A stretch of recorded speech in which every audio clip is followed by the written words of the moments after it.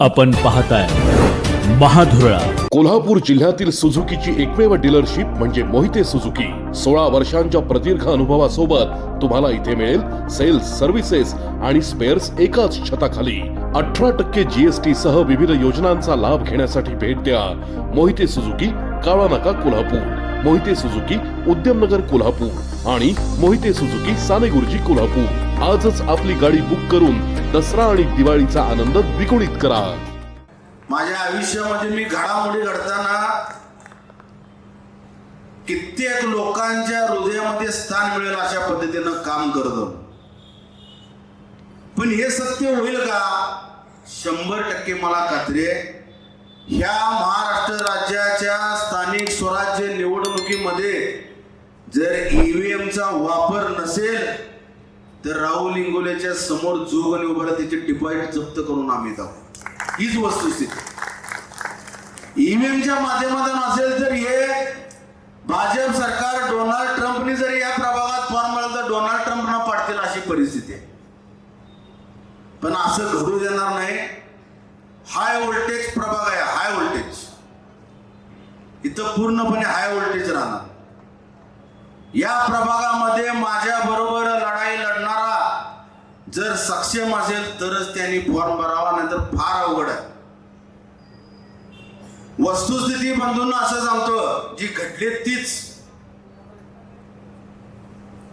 रवी इंगोलेंच्या माध्यमातून कोण उभारणार? त्यांची पत्नी उभारणार की त्यांचा भाऊ उभारणारे गुलदस्त्यात ठेवलं होतं शेवटच्या क्षणापर्यंत. याचं कारण काय की विरोधी पार्टीचं काय राजकारण सुरू आहे, विरोधी पार्टीला नेमकं काय हवं आहे हे पाहण्यासाठी. मला एक अभिमान वाटतो तुमच्या समोर सांगायला या गोष्टीचा की रवी इंगोले जी सीट उभा करेल त्याच्याबरोबर आम्ही लढणार नाही इतकी भीती या महायुतीच्या उमेदवारांनी घेतलेली. ही सत्य परिस्थिती. इतकी भीती घेतलेली. लढायचं कसं यांच्याबरोबर? रवी इंगोले आणि राहुल इंगोले, तेजस्विनी इंगोले यांना बदनाम का कसं करणार ते? आम्ही काय वाईट केलं म्हणून आमचं बदनाम करणार? या समाजामध्ये आम्ही असं कोणाचं वाईट केलं म्हणून आमची बदनामी होणार? या समाजामध्ये आमचं असं काही वाईट धंदे आहेत म्हणून आमची बदनामी होणार? तर काही करू शकत नाही. विरोधी पार्टीच्या माध्यमातून कोणतरी एक व्यापारी वर्गातील ज्याचा मेडिकलचा धंदा असा कोणतरी कॅन्डिडेट आता ते देतात. भले ते 2 वेळा नगरसेवक झाले असेल पण 4 वेळच्या नगरसेवकची परंपरा इंगोली घराण्याची. पण त्यांच्या डोक्यात आलं पाहिजे, त्यांना एक लक्षात आलं पाहिजे की हा व्यापार तुम्ही किती वर्ष केला मेडिकलच्या भूमिकेतून.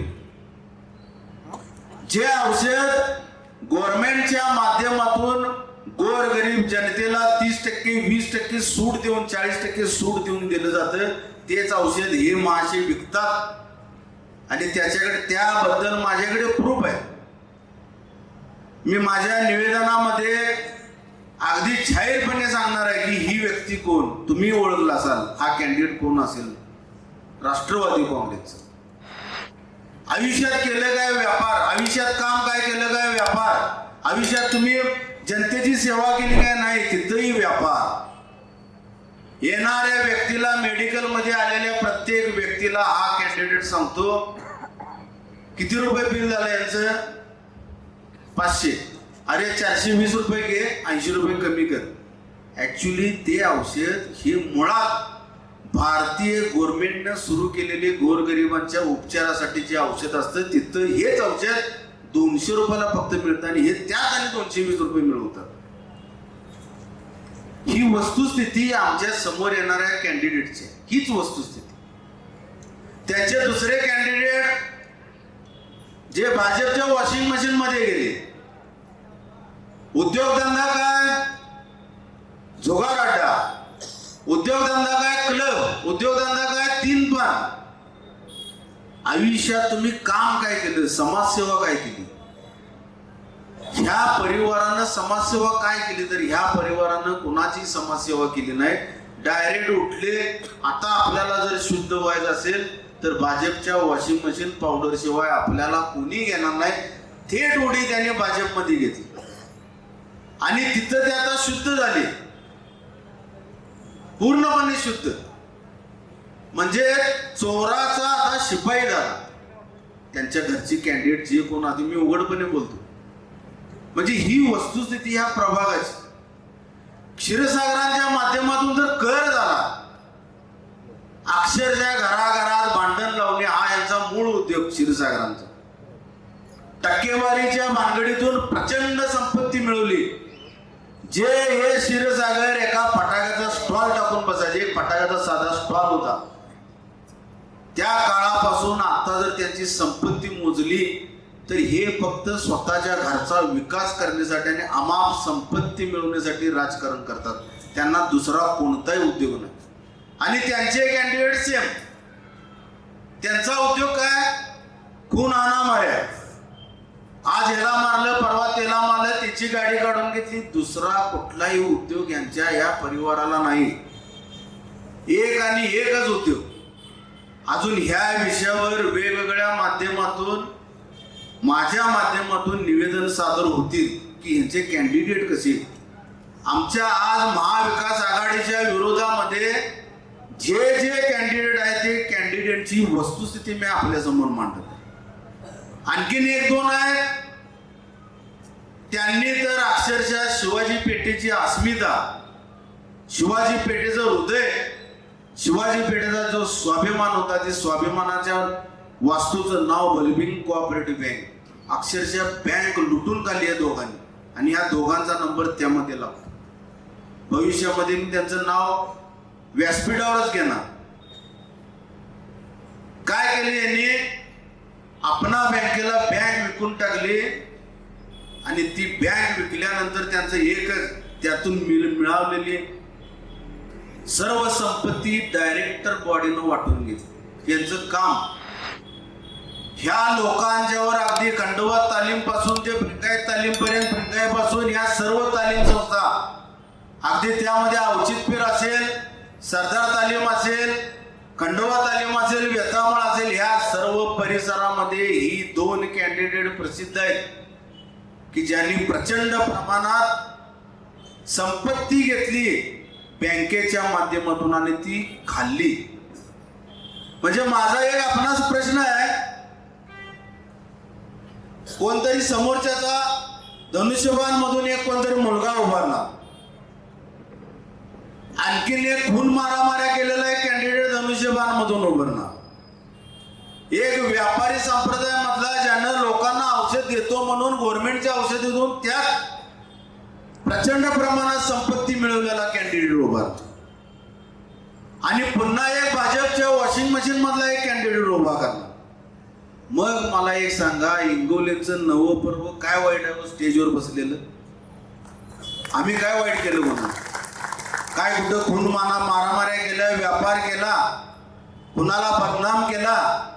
काहीही न केलेला कॅन्डिडेट आज आपण इथं मी देत आहोत, जेणेकरून ज्याची पार्टी, राजकीय पार्टी, सामाजिक पार्टी पूर्णपणे कोरी आणि स्वच्छ असा कॅन्डिडेट आपल्या पुढे आपण मी सादर करतो.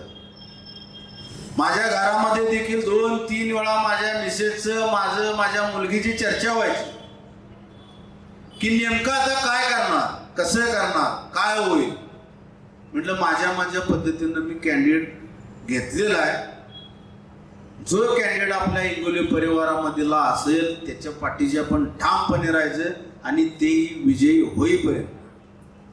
मला खात्री आहे, ज्या आत्मपरीक्षेने, ज्या ताकदीने, ज्या जिद्दीने आणि ज्या तळमळीने मी गोष्ट ही आपणाला सांगत आहे की आम्ही असं का केलं. इंगवलेचं नवं पर्व तुमच्या हातामध्ये मी सोडत आहे.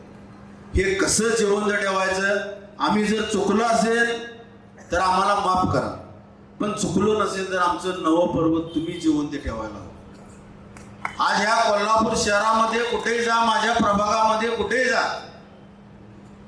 तेजस्विनी इंगोले नगरसेविका ह्या कशा आहेत तर चांगले आहेत. कशा वागतात, घमेंडी आहेत का मनमिळाऊ आहेत तर मनमिळाऊ आहेत. त्यांचं काम कसं आहे, त्या फार जरी राजकारणामध्ये दिसत नसल्या तर त्यांच्या नवऱ्याच्या माध्यमातून अतिशय चांगलं काम सुरू आहे. पण सगळ्यात मोठं या प्रभागाच्या नगरसेविकेचं काम काय असतं तर जनतेसमोर येणं, पण जनतेसमोर न येता देखील जनतेचं मन जिंकलेली नगरसेविका म्हणजे तेजस्विनी इंगळे. आणि हीच सत्य परिस्थिती आणि हे मान्य केलं पाहिजे. एक एकदा मला आश्चर्य वाटतं, आम्ही कुठंतरी खरेदीला गेलो किंवा मी 20-25 हजार माझ्या बायकोला खरेदीला दिलं, हे ठेवा आणि तुमचा आठवून घ्या. समजा 35,000 बिल झालं तर यांना उधाऱ्या देतात माणसं. मी आश्चर्य करतो, यांना उधार कसं काय कोण देते? आमचं आडनाव, आमचं हे व्यासपीठ वगैरे सगळं पहिल्यांदा मला गाडीवर कोण लोन देत नाही. ही फाईल परत आणू नका आपण सांगतो. ही माझी वस्तुस्थिती. म्हणजे सांगण्याचं तात्पर्य काय, समोरच्या बरोबर जर प्रामाणिक आपण असू तर समोरचा माणूस देखील रिस्पेक्ट देतो. तेच माझ्या पत्नीनं दाखवून दिलंय कोल्हापूर, तेच दाखवून दिलं. प्रेम भावना कशा असाव्या, कशा पद्धतीनं आपलं जीवन व्यतीत केलं पाहिजे हे माझ्या बायकोकडून शिकावं. सत्यता आहे, मी उदं करतोय असं नाही, सत्यता आहे. ही जीवनाची खरी सत्यता.